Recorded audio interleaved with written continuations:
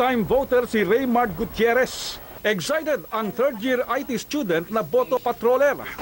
Isang boto ay boto ng karamihan. Isang numero lang po pwedeng mabago ang mamumuno sa bansa.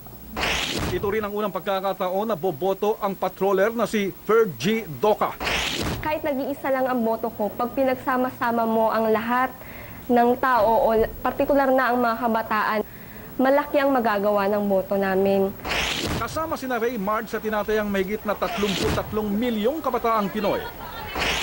Tansya nga ng Youth Vote Philippines, kalahati ng boboto sa darating na halalan ay mga kabataan. Pero hindi mangyayari ito kung hindi sila nakarehistro. Kaya hinihikayat ng Parish Pastoral Council for Responsible Voting ang mga kabataan.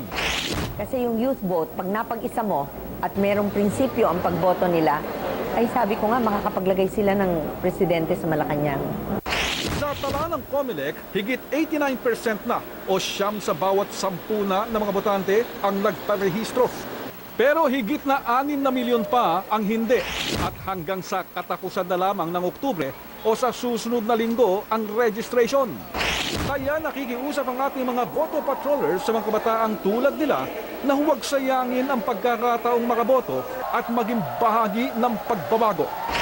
Kung hindi ka makakapag-register, kung hindi ka magpaparehistro, syempre hindi mo magagampanan ang tungkulin mong bumoto. Bilang boto patroller, kamukha po nito, ini-encourage ko po yung mga kabataan na bumoto sa darating na eleksyon.